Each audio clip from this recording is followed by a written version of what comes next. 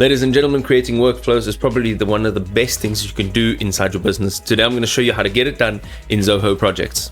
Creating workflows or rules, as some companies or software refer to them as, is relatively easy within Zoho Projects. There's a lot of options and there's a lot you can do with it. So let's go over to the left-hand side, click on Projects, and here we are going to either click on this project, okay, and we can add automations in here. But for now, what we want to do is go back out here. We want our projects and we want to add an automation for all of our projects that are active here. So let's click on automation on the top right hand side.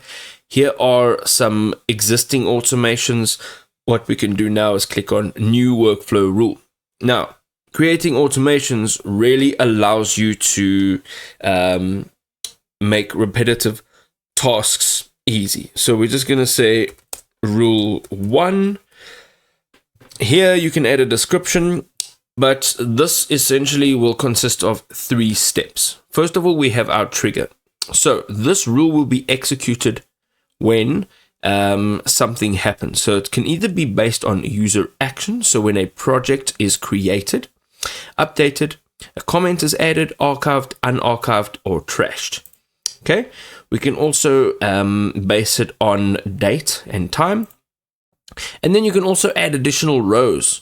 So for this example, when a project is created or when a project is updated, and any field can be updated, or the end date is updated.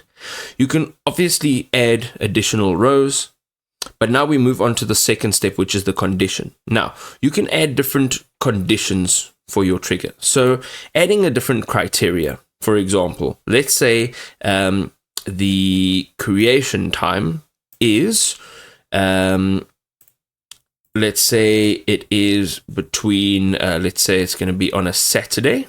And this is the condition. So if a project is created on this date, is created or updated on this date, now we get to add an action.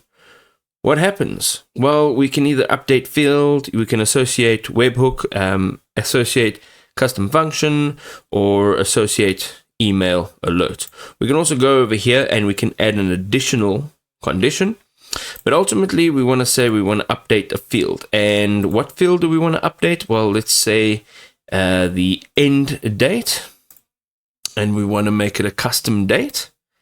And we want to say it's going to be, let's say, 3 days after the current end date, and done. We can say update.